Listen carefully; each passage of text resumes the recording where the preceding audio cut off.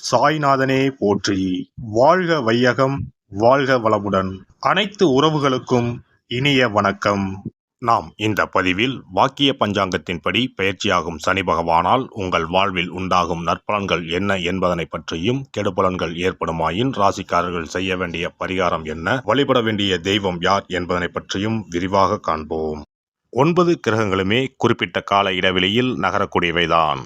ஆனாலும் சில கிரகங்களின் பயிற்சி மட்டுமே பெரும் தாக்கத்தை ஏற்படுத்தக்கூடியது என்பதால் அவை மட்டுமே பிரதானமாக பார்க்கப்படுதுங்க. அந்த வகையில் இந்த விசுவாச வருஷத்தில் வாக்கிய பஞ்சாங்கத்தின்படி சனி பகவான் மாசி மாதம் 22ஆம் தேதி, அதாவது 6/3/2026 அன்று வெள்ளிக்கிழமை, பூரட்டாதி நட்சத்திரம் 3ஆம் பாதம் கும்பராசியில் இருந்து புரட்டாதி நட்சத்திரம் 4ஆம் பாதம் மீனராசிக்கு காலை 8:26 மணிக்கு பயிற்சி ஆகிறாருங்க. இந்த பயிற்சியில் மகர ராசிக்கு முழுமையாக 7.5 சனி நீங்குதுங்க. கும்பத்துக்கு பாதச்சனி, அதாவது 7.5 சனியின் கடைசி சுற்று ஆரம்பமாகுதுங்க. அதே சமயம் மேசராசிக்கு 7.5 சனியின் தொடக்கமான விரயச்சனி ஆரம்பம் ஆகுதுங்க. இந்த சமயத்தில் தனுசுக்கு அஷ்டாஷ்டமம், சிம்மத்துக்கு அஷ்டமம், மீனத்துக்கு 7.5 சனியில் ஜென்மசனி காலகட்டம் தொடங்குதுங்க. இந்த சமயத்தில் கடகத்துக்கு 9ஆம் இடத்துல பாக்கிய சனியாகவும், துலாம் ராசிக்கு 6ஆம் இடத்துல ருண ரோக சத்துருஸ்தானத்தில் வரக்கூடிய அமைப்பும் ஏற்படுதுங்க. அவருடைய 3, 7, 10ஆம் பார்வைகள் முறையே ரிஷபம், கன்னி, தனுசு ராசிகளில் பதியுதுங்க. இப்போது சனி பகவான் செல்லும் மீனராசி அவருடைய நட்பு வீடுங்க. அதோட அடுத்து வரக்கூடிய குரு பெயர்ச்சிக்கு பிறகு குரு பகவானின் 9ஆம் பார்வை மீனத்துல பதிய இருக்குங்க. இத்தகைய கிரக அமைப்புகள் மற்றும் சனி பகவான் மீனத்துல இருக்கக்கூடிய காலகட்டத்தில் ஏற்படக்கூடிய பிற கிரக பெயர்ச்சிகள், இப்படி எல்லாவற்றையும் கணக்கில் கொண்டே இந்த பலன்கள் தரப்பட்டிருக்கு. எந்த சமயத்திலும் நிதானம் தவறாமல் இருப்பது, நேர்மை, நியாயத்தை கடைபிடிப்பது, பெற்றோர் பெரியோரை மதிப்பது, இயற்கையை பேணி காப்பது, அவரவர் குல முறைப்படியான தெய்வ வழிபாடுகளை செய்வது, இதெல்லாம் எல்லோருக்குமே பொதுவான பரிகாரங்கள் ஆகும். உழைப்பு, நேர்மை, உடற்பயிற்சி, நல்ல எண்ணம், பக்தி மார்க்கம், இப்படி இருக்கிறவங்க யாரா இருந்தாலும் அவங்களுக்கு சனி பகவான் எப்போதும் நல்லதையே செய்வாருங்க. நடைபெறும் இந்த சனி பயிற்சியில் உங்கள் வாழ்வில் வளமும் நலமும் செல்வ செழிப்பும் பெற்று வாழ்வில் உயரிய நிலையை அடைய எல்லாம் வல்ல எம்பெருமானை வேண்டி விரும்பி கேட்டுக்கொள்கிறேன். மேசராசி அன்பர்களே, உங்கள் ராசிக்கு 10ஆம் இடத்திற்கும் 11ஆம் இடத்திற்கும் உரியவர் சனி பகவான். இப்போது உங்கள் ராசிக்கு 11ஆம் இடமான கும்பத்தில் இருந்து விலகி 12ஆம் இடமான மீனத்திற்கு வருகிறார். இது உங்களுக்கு 7.5 சனியின் தொடக்கமாக அமையும்.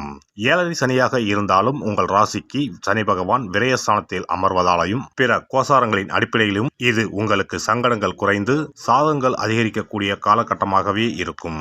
அலுவலகத்தில் இதுவரைக்கும் பட்ட கஷ்டங்கள் நீங்கி மனம் போல ஏற்றமும் மாற்றமும் வரும். உயர் அதிகாரிகளால் உங்கள் திறமை பாராட்டப்படும். எந்த செயலையும் திட்டமிடலும் நேரம் தவறாமையும் இருந்தால் பெருமைகள் தொடரும்.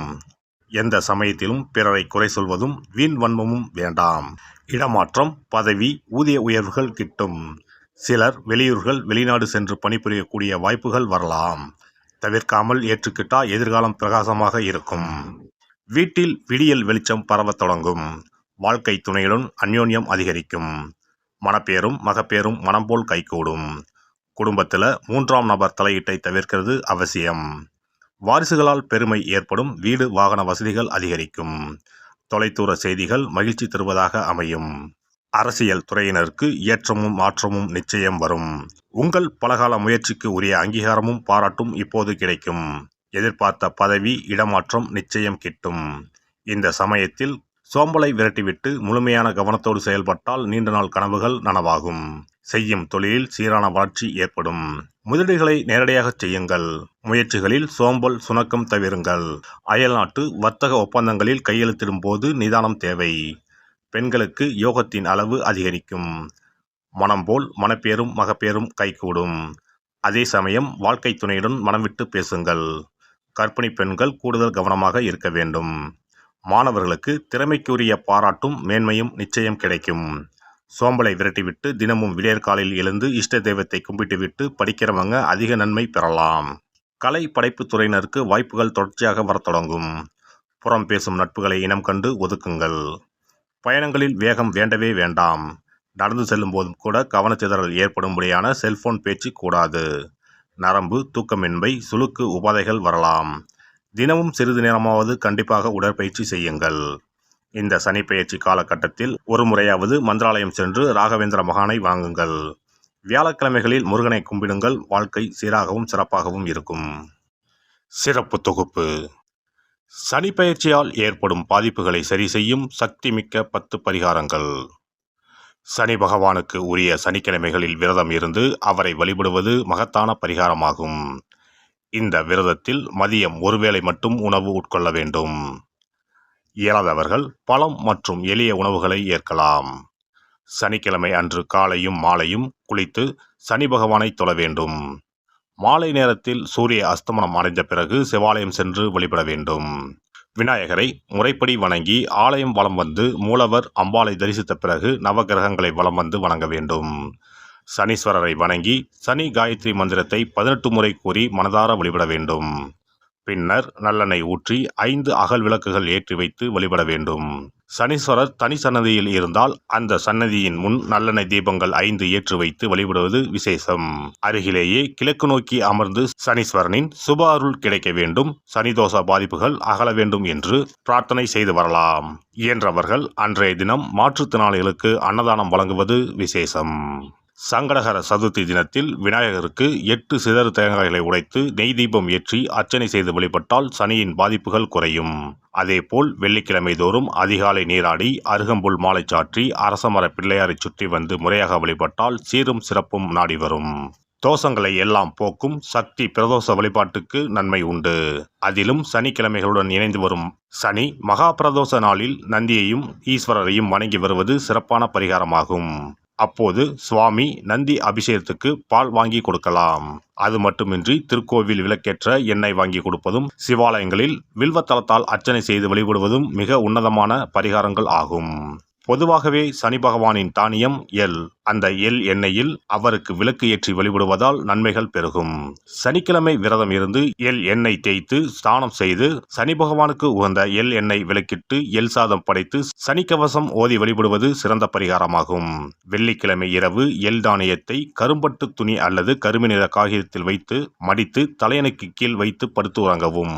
மறுநாள் காலையில் எள் எண்ணெய் தேய்த்து குளித்து முதல் நாள் மடித்து வைத்த எள்ளை வடித்த சாதத்தோடு கலந்து நைவேத்தியம் செய்து காக்கைக்கு வழங்க நன்மைகள் ஏற்படும். சனி தோஷங்களை போக்கி நன்மைகளை உண்டாக்கும் கண்கண்ட தெய்வம் ஆஞ்சநேயர். ஆகவே இயன்ற போதெல்லாம் அனுமனுக்கு வடைமாலை சாத்தி துளசி மாலை அணிவித்து வெண்ணெய் அர்ப்பணித்து வழிபட்டு வந்தால் சனிதோஷ பாதிப்புகள் நீங்கும். வீட்டில் நலப்புராணம் படிப்பதாலும் நேரம் கிடைக்கும் போதெல்லாம் ராமநாமத்தை உச்சரிப்பதாலும் பாதிப்புகள் நீங்கி பயனடையலாம். ராமநாம ஜபம், சுந்தரகாண்ட பாராயணம் என குழுவாக இணைந்து கூட்டு பிரார்த்தனை செய்வது மிக அற்புதமான பலன்களை பெற்றுத்தரும். சனிக்கிழமைகளில் சனி பகவானின் அதிபதியான மகாவிஷ்ணுவை வணங்கி விஷ்ணு சகசரநாமம் அல்லது அனுமன் சாலிசா பாராயணம் செய்தால் எண்ணற்ற நன்மைகளை பெறலாம். நல்லெண்ணெய், உளுந்து, இரும்பு சட்டி ஆகியவற்றை ஏழை எளியோருக்கு தானம் செய்யலாம். அதேபோல் சனி ஆதிக்கம் செலுத்தும் பூசம், அனுசம், உத்திரட்டாதி ஆகிய நட்சத்திர நாட்களில் அன்னதானம் செய்வது சிறப்பு. நடக்க முடியாத மாற்றுத்திறனாளிகளுக்கு நம்மால் முடிந்த உதவிகளை செய்தால் சனி பகவான் அருளால் மகிழ்ச்சியான வாழ்க்கை அமையும். எல்லாம் வல்ல இறையருளால் நீங்களும் உங்கள் அன்பு குடும்பமும் உடல் நலம், நீலாயுள், நிறை செல்வம், உயர் புகழ், மெய்ஞானம் ஓங்கி வாழ்க வளமுடன். இந்த வீடியோ பதிவு உங்களுக்கு பிடித்திருந்தால் லைக் பண்ணுங்க, கமெண்ட் பண்ணுங்க, ஷேர் பண்ணுங்க, மறக்காம சப்ஸ்கிரைப் பண்ணுங்க, பக்கத்துல இருக்கிற பெல் பட்டனை கிளிக் பண்ணுங்க. நன்றி, வணக்கம். ஓம் நமச்சிவாய. சிவாய நம.